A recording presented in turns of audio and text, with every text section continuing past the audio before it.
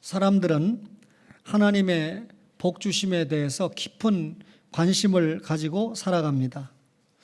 어떤 의미에서 복을 받고자 하는 관심은 당연하겠지요. 자신의 생애가 하나님이 주시는 복을 받음으로 행복해지기를 원하는 것은 누구나 갖는 마음입니다. 사람은 행복해지기 원하는 소박한 본능을 예외 없이 가지고 있습니다. 그런데 인간이 행복해지기를 원하는 것은 인간만의 소원이 아니라 하나님의 소원도 된다는 것입니다. 하나님은 사람에게 복 주시기를 원하고 계십니다. 민수기 6장 24절에 여호와는 내게 복을 주시고 너를 지키시기를 원하며 라고 기록하고 있습니다. 이런 귀한 복을 지상에서 받고 살아가는 사람 중에 우리가 아브라함을 기억을 합니다. 오늘 히브리서 6장 13절 이하의 이 아브라함이 받은 복을 오늘 이 성경은 소개를 하고 있습니다. 어떤 복일까요?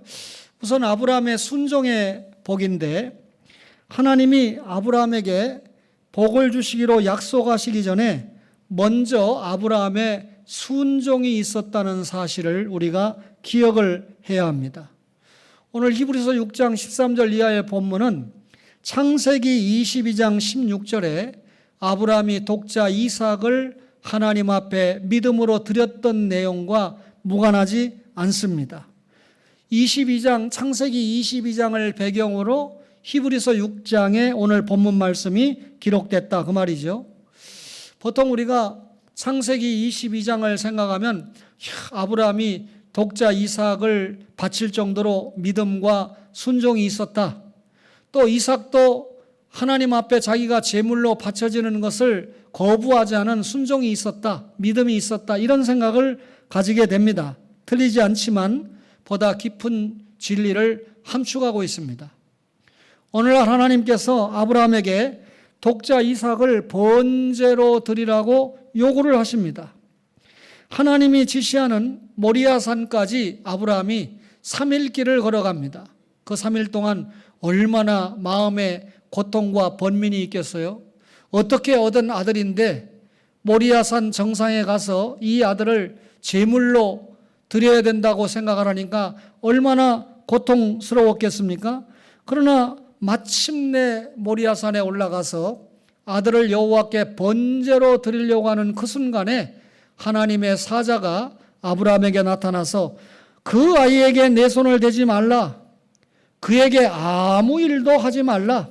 내가 내 아들 내 독자까지도 내게 아끼지 아니하였으니 내가 이제야 내가 하나님을 경외하는 줄을 아노라 라고 하나님께서 말씀하셨습니다. 아브라함이 이삭을 제단 위에 올려놓고 번제로 드리려고 하는 순간에 아브라함은 이미 아들 이삭에 대한 소망은 다 버렸던 것이죠.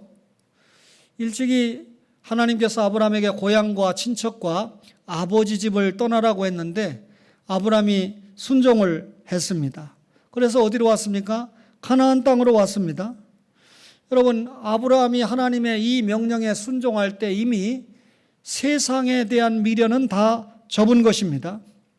가나안 땅에 와보니까 자기가 발붙일 만한 땅이 한 움큼도 없었습니다.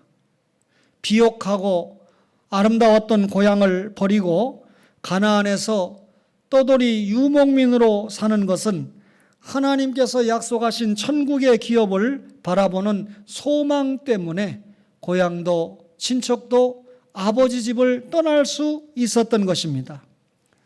하나님께서 아브라함에게 이삭을 허락을 하셨습니다. 그때 아브라함이 100세입니다.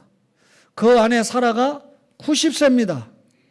도무지 아이를 생산할 수 없는 나이에 이 가정에 이삭을 허락하셨다라고 하는 것은 누가 뭐라고 해도 하나님의 기적이죠.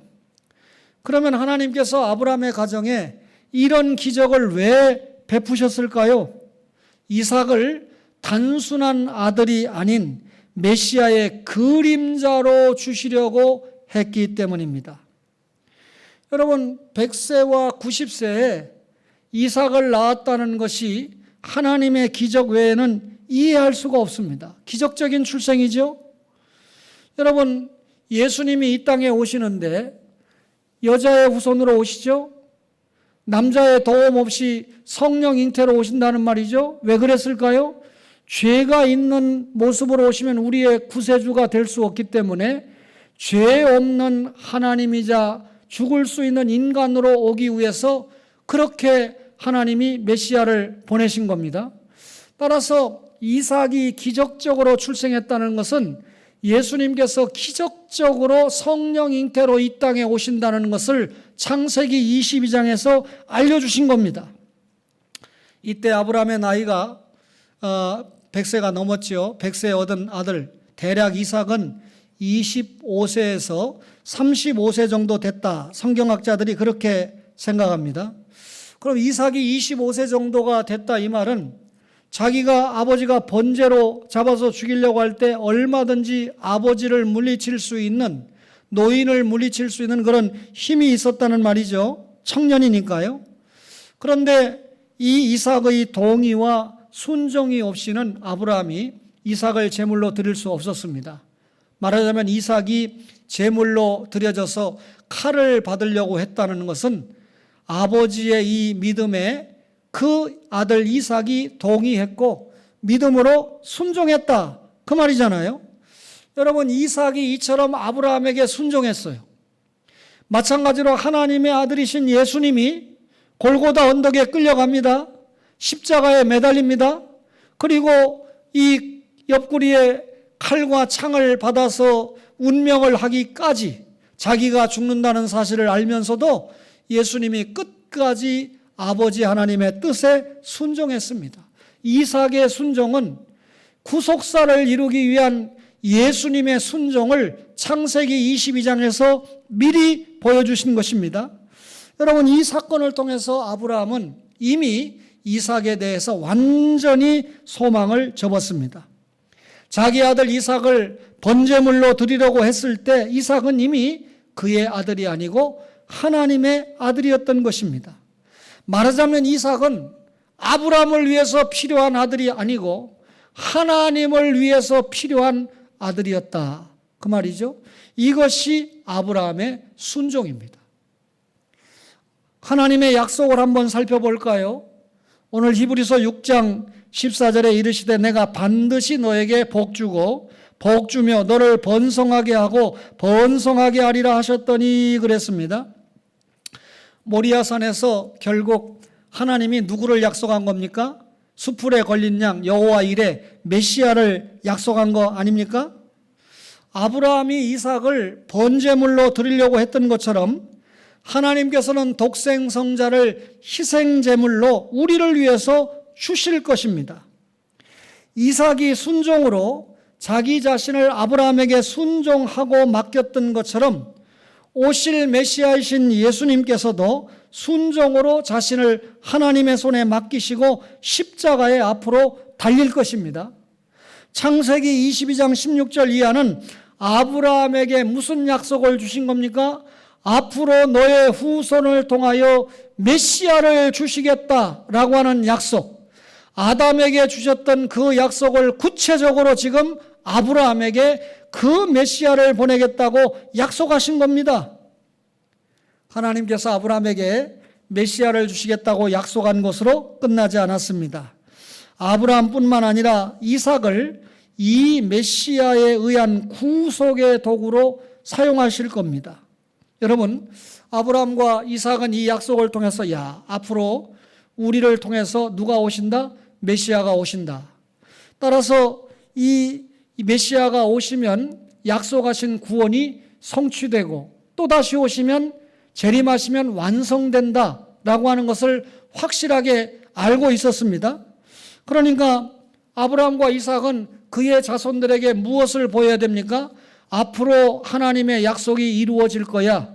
그 하나님의 약속이 이루어지는데 아브라함 나도 사용받고 이삭, 야곱, 요셉, 멀리 다윗 계속해서 하나님 앞에 우리의 후손들이 사용을 받고 메시아 예수님을 기준으로 볼 때는 우리가 믿음의 조상이 되는 반열에 오르게 된다라고 생각을 할 것입니다. 따라서 아브라함과 이삭의 모든 삶은 뭐와 관계가 있어요? 앞으로 메시아가 오시는데 준비하는 삶과 관계가 있다, 그 말입니다. 아브라함과 이삭은 메시아가 이 땅에 오시는데 중요하게 쓰임받게 될 것입니다. 그래서 하나님은 그들에게 내가 반드시 너를 복주고 복주며 너를 번성케 하고 너를 번성케 하리라 라고 약속하셨던 겁니다. 이 약속은요, 아브라함이 자기의 독자 이삭을 하나님 앞에 제물로 바치려는 직후에 하나님이 주신 약속과 일맥상통합니다. 창세기 22장 17절에 내가 내게 큰 복을 주고 내 씨가 번성하여 하늘의 별과 같고 바닷가의 모래와 같게 하리니 네 씨가 그 대적의 성문을 차지하리라. 창세기 22장 18절에 보면 네 씨로 말미암아 천하 만민이 복을 받으리니 이유는 네가 나의 말을 순행하였음이라. 독자 이삭을 아끼지 않고 하나님의 말씀에 순종해서 드리려는 그 순종 때문에 하나님께서 네 씨로 말미암아 천하 만민이 복을 받게 하겠다. 너의 후손으로 오는 예수 그리스도를 통해서 천하 만민이 복을 받게 하겠다 하고 약속을 한 겁니다.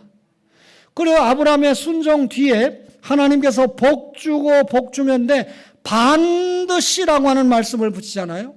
그런데 한 번만 복주고 한 번만 번성이 아니라 복과 복, 번성과 번성을 거듭한 것은 풍성하게 주시겠다, 그 말이잖아요. 하나님이 복을 주시면 누구나 복을 받게 돼 있습니다. 하나님이 번성케 하면 누구나 번성하게 돼 있습니다. 그런데 하나님은 그렇게 말씀하지 않았어요. 내가 복 주고 번성케 한다 이렇게 말씀하지 않고 내가 복을 주고 또 복을 준다. 내가 번성케 하고 또 번성케 한다. 무슨 말입니까? 풍성한 축복으로 채워주겠다는 약속을 하신 겁니다. 여러분, 아브라함과 이삭을 하나님의 구원 사역을 위해서 사용하시기 위해서 이 약속을 주신 거죠. 우리가 아브라함, 이삭, 야곱 그러면 언약의 조상으로 우리가 이해를 하고 있지 않습니까? 아브라함과 이삭이 사용받은 것이 하나님의 이 약속된 말씀입니다. 이제 아브라함과 이삭은 자신을 하나님께 드리고 하나님이 쓰시는 대로 순종하기만 하면 됩니다. 하나님이 약속을 주셨으니까 그 메시아가 오시는 준비된 도구로 사용만 받으면 되는 것이죠. 그런데 문제는 아브라함이 메시아가 오시는데, 이삭이 메시아가 오시는데 사용을 받는데 순경만 있으면 얼마나 좋겠습니까? 험한 세월 역경도 있다는 것이죠. 이 짧은 나그네 여로에서 하나님 앞에 사용을 받는다는 것은 큰 축복이고 영광입니다. 가정에서 쓰는 물건 가운데도 여러분 쓰임받지 못하는 것이 있으면 반드시 버릴 수밖에 없잖아요. 쓰지도 못할 것을 보관하면 발에 거치적거릴 뿐입니다. 세상에서 쓰임을 받는다면 참 귀한 일이래요. 예수 믿지 않지만 사업을 해서 직원을 100명 월급을 준다. 그러면 이 100명 가족 하면 한 400명, 500명이 먹고 사는 일을 그 사장이 했으니까 세상적으로 볼 때 참 복받은 사람입니다. 하물며 아브라함과 이삭은 세상에서 쓰임을 받은 게 아니라 하나님께 쓰임을 받았으니까 그보다 더 큰 복이 어디 있겠습니까? 하나님이 쓰시고자 하는 사람에게는 맡은 일을 이루어갈 수 있는 영적인 은혜와 육신적인 은혜를 반드시 부어주십니다. 하나님은 필요에 따라서 얼마든지 복과 은혜를 부어주신다, 그 말이죠. 우리는 이 말을 주의해서 봐야 됩니다. 우리의 삶이 쓰임받는 것을 큰 복으로 생각해야 된다, 그 말입니다. 물질의 복, 건강의 복, 장수의 복 참 많이 합니다. 왜 물질의 복 받아야 되죠? 왜 건강의 복을 받아야 되죠? 왜 장수의 복을 받아야 됩니까? 왜 권세와 명예의 복을 받아야 됩니까? 하나님 앞에 쓰임받기 위해서 받아야 됩니다. 여러분, 내일 노예가 시작되면 목사와 장로가 총대가 돼서 주의 일을 감당할 텐데 교회 안에서도 그렇고 교회 밖에서도 그렇습니다. 목사로서 부름받은 사명이 얼마나 귀합니까? 여러분, 구원받고 또 한 번 하나님 앞에 목사로 부름을 받아서 이 사명을 감당하고 장로로 사명을 감당할 때 영혼을 사랑하는 마음이 없으면, 누구보다도 교회를 사랑하는 마음이 없으면, 누구보다도 하나님 나라 확장의 도구로 쓰임받고자 하는 그런 섬김의 자세가 없다면 헛일이죠. 그걸 복받았다고 말할 수 없잖아요. 따라서 여러분, 우리 한국교회가 세속화되고 이렇게 어려워지는 것은 우선 1차적으로 목사와 장로라고 하는 지도자의 책임이 있습니다. 저는 그래 날마다 회개하는 자세로 말씀을 준비하고, 이 말씀이 곧 나에게 주는 말씀이다. 이 말씀이 곧 내가 은혜가 안 되면 여러분에게 전할 그런 분량의 말씀이 아니다라고 생각하고 말씀을 준비하고 전하고 있습니다. 하나님 앞에 우리가 사용받고 있다. 큰 복을 받은 사람입니다. 우리의 삶이 하나님 앞에 쓰임받고 있다. 영과 육을 통해서 받는 은혜는 결코 마르지 않습니다. 왜? 하나님이 우리를 자신의 역사에 쓰시기 위해서 필요한 분량의 영육간의 은혜를 부어주신다.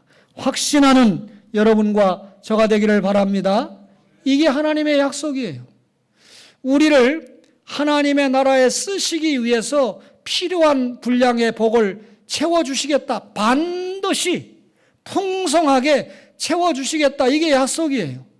이 약속이 아브라함의 순종 뒤에 있었다. 그 말입니다. 그런데 그 약속이 변함없는 약속이라는 거죠. 히브리서 6장 17절에 하나님은 약속을 기업으로 받는 자들에게 그 뜻이 변하지 아니함을 충분히 나타내시려고 그 일을 맹세로 보증하셨나니 그랬습니다. 아브라함과 이삭이 받은 약속은 불변하는 약속이에요. 왜? 누가 약속했죠? 하나님이 약속하셨어요. 하나님이 사람을 만들 때는 하나님의 형상대로 창조하셨잖아요. 그럼 하나님의 성품과 사람의 성품이 공유되는 것이 있어요. 이걸 공유적인 속성이라고 합니다. 그런데 여러분, 인간이 가진 속성과 하나님이 가진 속성이 똑같아 버리면 하나님이 구별된 신이 아니잖아요. 하나님만 가지고 계신 성품이 있는데 특별히 4가지, 스스로 계신 자, 자존성입니다. 우리는 아버지와 어머니의 사랑 속에 나왔잖아요. 그리고 여러분, 이 무한성입니다. 하나님이 지금 이 자리에도 계시지만 저 지방의 다른 지역의 한 곳에도 하나님이 예배드리는 장소에 임재하고 계시죠. 무한하신, 초월하시는 존재입니다. 무한성입니다. 하나님은 단순하십니다. 하나님은 영이고 인격이고 생명입니다. 그런데 우리는 영혼과 육체로 돼 있죠. 더 세분하면 손톱, 발톱이 있고 머리카락이 있고 이 피부가 있고 내장이 있고, 여러분, 우리는 단순하지 않습니다. 특별히 하나님은 불변하시는 성품을 가지고 있는데 우리는 아침에 계획을 세웠다가도 저녁에 바꾸잖아요. 오늘 약속했다가도 점심때 깨버리잖아요. 그런데 하나님은 한 번 약속하시면 절대로 변함이 없습니다. 왜 그럴까요? 하나님 자신이 가지는 불변하신 성품 때문에 그렇습니다. 하나님이 누구십니까? 오늘 본문에서 소개하기를 하나님은 거짓말을 하실 수 없는 분이다. 히브리 6장 18절에 그렇게 말씀하죠. 사실 하나님은 모든 것을 하실 수 있는 분입니다. 그런데 하나님이 능력이 무한하신 분이기 때문에 못하실 것이 없죠. 그래서 우리 전능하신 하나님이라고 그러잖아요. 그런데 하나님의 능력이 부정적인 면에까지 적용되는 것은 아니라는 겁니다. 말하자면 하나님께서 하실 수 없거나 하시지 않는 것이 있는데 그 중에 하나가 거짓말입니다. 우리가 약속을 할 때 그 약속의 생명은 거짓이 없는 것이잖아요. 거짓으로 약속을 했다면 그 약속은 이미 약속이 될 수가 없잖아요. 거짓말을 하실 수 없는 그 하나님이 지금 약속하고 계십니다. 복 주고 복 주며 번성케 하고 번성케 하겠다고 약속하고 계시잖아요.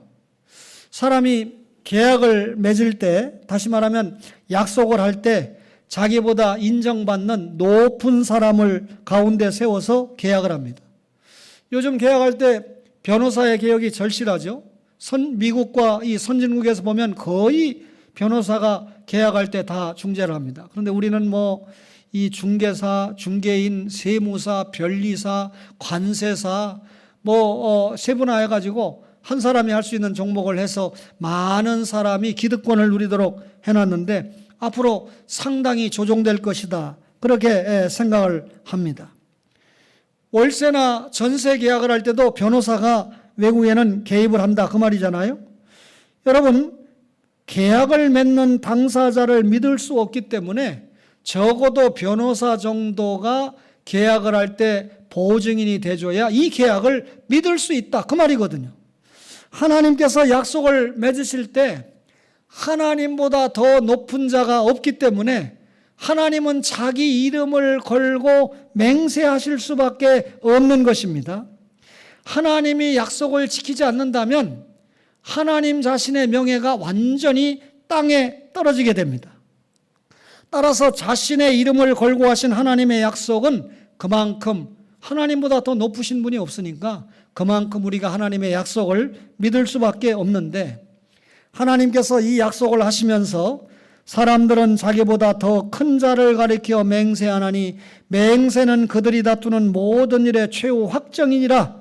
하나님은 약속을 기업으로 받는 자들에게 그 뜻이 변하지 아니함을 충분히 나타내시려고 그 일을 맹세로 보증하셨나니라고 본문 16절 17절에 그렇게 말씀하고 있습니다. 사람들은 지켜보는 가운데 여러분 손을 들고 서약을 하고 맹세를 합니다. 내가 여기 와서 거짓말하지 않고 참말로 증언을 하겠습니다. 그 말이잖아요. 그러면 여러분 내가 거짓말하지 않겠다고 서약하고 맹세하고 증언하면 그 사람이 하는 말은 그 사람 자신의 명예와 깊은 관계가 있지 않습니까? 하나님께서 아브라함과 이삭과 이 언약을 맺으실 때 마치 어떤 사람이 손을 들고 선서하거나 맹세하는 것처럼 하나님이 자기 이름을 걸고 지금 맹세하는 겁니다. 아브라함에게 맹세하는 겁니다. 이삭에게 맹세하는 겁니다.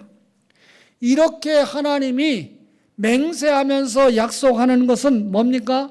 변함없는 약속이라는 겁니다. 내가 약속하는 것은 반드시 지킨다 그 말이잖아요.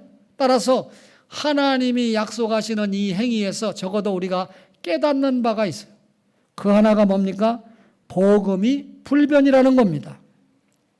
인간의 자유로운 행위로는 구원받을 수 없어요. 여러분, 아담과 하와에게 구원 문제를 맡겨놨더니 먹는 문제, 보는 문제, 욕심의 문제, 작은 하나의 문제도 극복하지 못하고 하나님 나라에서 이탈해 버렸잖아요.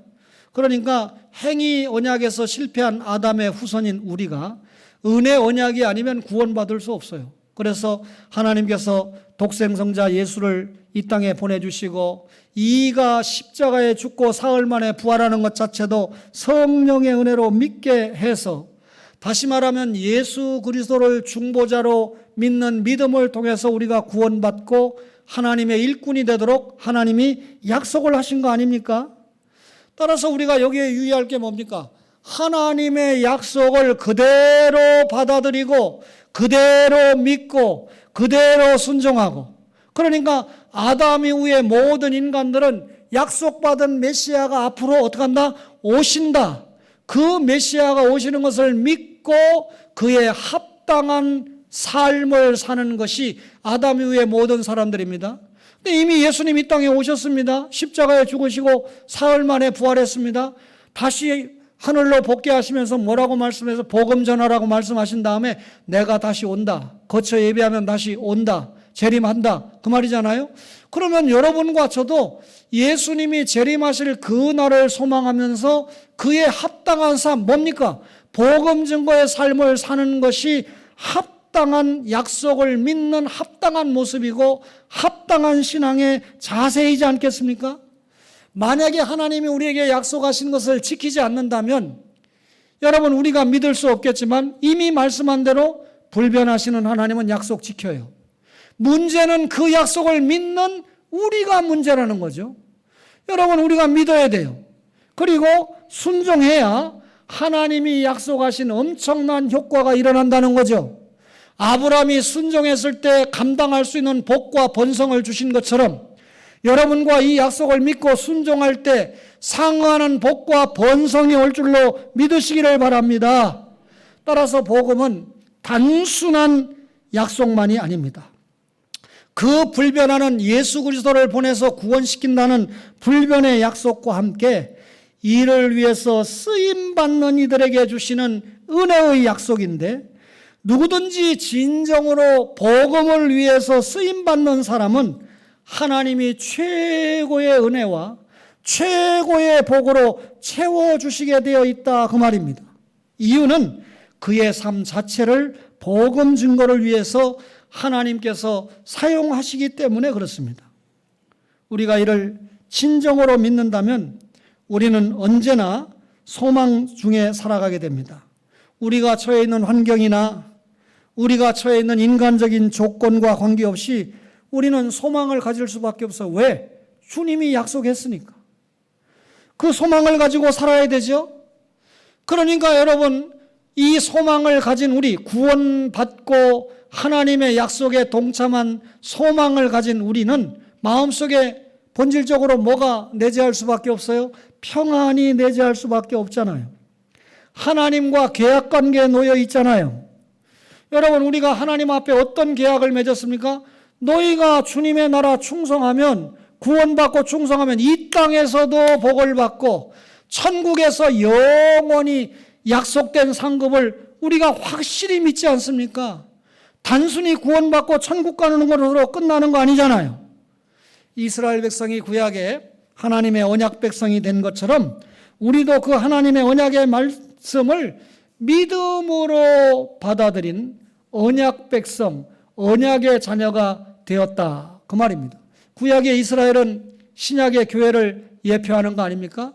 따라서 오늘 아브라함의 순종과 하나님의 약속과 그 약속이 변함없는 약속이라고 받아들이는 여러분과 저가 해야 될 일이 뭡니까?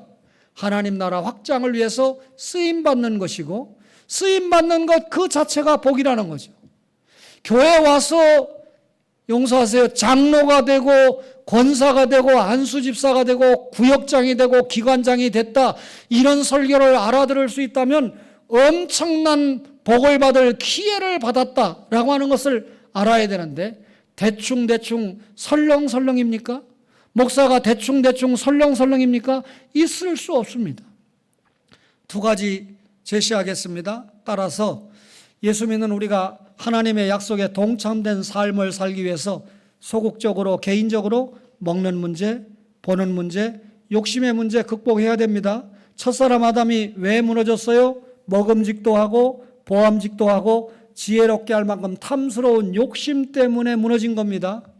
사탄이라는 존재는요, 독자적으로 활동하지 않고 인간을 통해서 무너뜨리는 일의 전문입니다. 따라서 우리가 성령 충만한 삶을 살아야 되는데 사탄의 덫에 걸리면 작은 문제 하나도 넘어지고 말아요. 그런데 첫 아담이 무너진 거, 둘째 아담인 예수님이 오셔서 공생애를 시작하면서 어떻게 했습니까? 마태복음 4장에 먹는 문제 말씀으로 극복했죠. 보는 문제 말씀으로 극복했죠. 이 천하만국을 다 너에게 주겠다, 나에게 절하면 욕심을 자극했지만 예수님이 주 너희 하나님을 시험치 말라 말씀으로 극복했죠. 시험을 말씀으로 극복한다는 걸, 기도로 극복한다는 걸 알려주신 것도 있지만 본질적으로 제2아담이신 예수님이 먹는 문제와 보는 문제와 욕심의 문제를 극복했다는 것을 우리에게 가르칩니다. 예수 믿고 누구 닮기 원해요? 예수님 닮기 원하잖아요. 그 예수님 닮는다는 게 뭡니까? 먹는 문제, 보는 문제, 욕심의 문제를 극복하고 살아야 돼요. 이 엄청난 이 먹을 것이 풍족한 시대에 저 굶어 죽어가는 사람을 생각하지 못하고 음식물을 펑펑 남기고 여러분 이 버리고 살아갑니까? 먹는 문제에 죄 짓는 겁니다. 불륜 비디오를 보면서, 여러분 영화를 보면서 자기 몸을 불태우고 있습니까? 신자가 보는 문제에 죄를 짓는 겁니다. 여러분, 하나님 앞에 이 쓰임받지 못하는 대표적인 하나가 욕심 아닙니까? 하나님 앞에는 아주 수전노고 자기 자신이 먹고 쓰는 데는 아주 부자고 그러면서 용서하세요. 장로래요. 권사래요. 아닙니다. 목사래요. 아닙니다. 여러분 적극적으로는 어떻게 됩니까? 예수님이 말씀하셨어요. 공생애를 다 끝내고 십자가에 돌아가시기 직전에 제자들에게 마태복음 25장을 통해서 열처녀 비유, 너희들 성령 충만한 삶을 살아야 돼.